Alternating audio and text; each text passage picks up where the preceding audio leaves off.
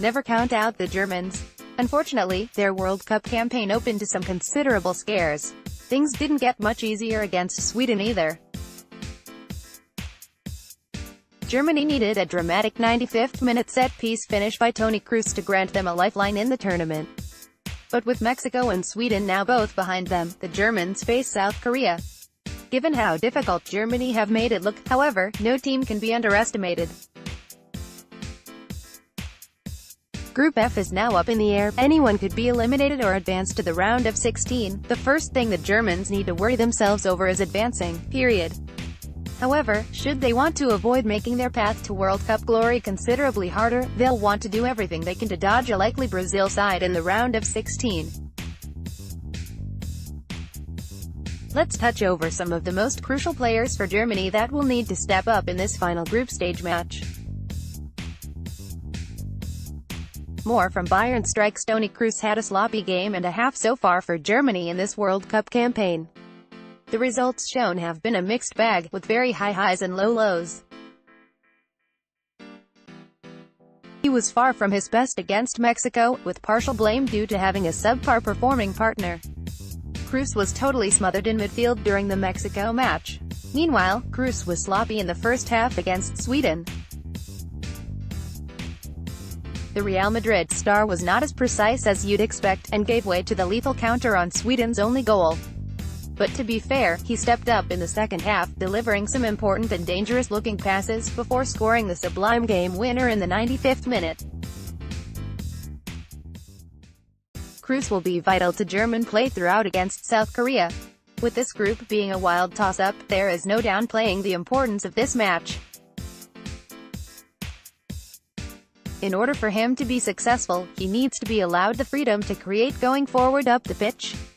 Part of this also depends on who his defensive midfield partner is. More on that later. At Real Madrid, he thrives on having Casemiro as the enforcer next to, behind him to allow such freedoms. This takes the pressure off Kroos, preventing him from being smothered by the opposition. However, what is totally in his control is his own passing rate.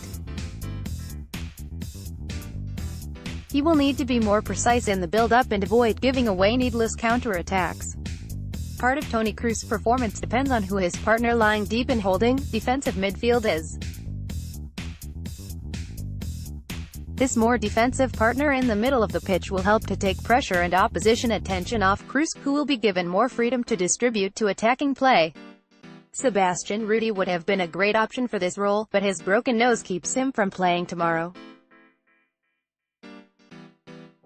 Instead, future Bayern Munich midfielder Leon Goretzka could fill this role.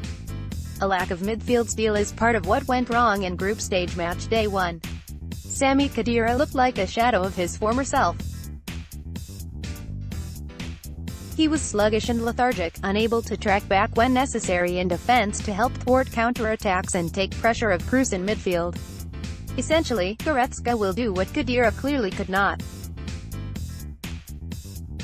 As already stated, Goretzka's presence as a more holding, defensive midfielder will ward off pressure from Toni Kroos, allowing him to spray, hopefully, precise and accurate passes to his teammates in attack.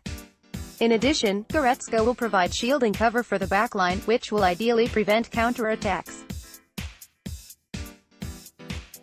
Goretzka can also fill in for Joshua Kimmich and Jonas Hector in either of the fullback positions when either of them is bombing forward to provide width. This will help give time for either Hector or Kimmich to track back and prevent incoming threats on goal from the flanks. In doing so, the centre-back pairing won't be forced to play out of position. The future Bayern Munich man is generally fit as more of a box-to-box midfielder, true. However, with his tenacious style of play and defense and tireless engine, he could potentially be asked to fit into this more disciplined role.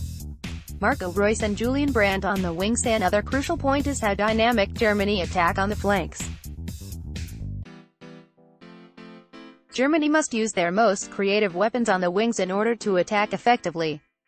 Both flanks will need to be efficiently equipped, as neither end can become over-reliant.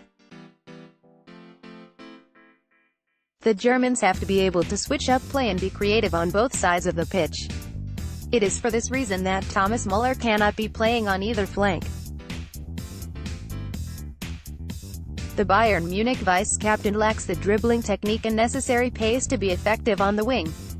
Marco Reus, as with Sweden, must start on the left. The Borussia Dortmund winger can easily be a constant threat streaking down the wing. He came up big scoring the equalizer against the Swedes, and he can get the job done against South Korea. On the other end is someone who hasn't been shown the love he deserves yet. Julian Brandt, since coming on as a sub in both group stage games, looked electric. The young German was dynamic and a real threat in both cameos against Mexico and Sweden. He fired off 2 rockets that were unlucky to ping off the posts. With his pace and one-on-one dribbling, he has the skill to start for Germany against South Korea. Joachim Löw's men haven't yet impressed at this summer's tournament.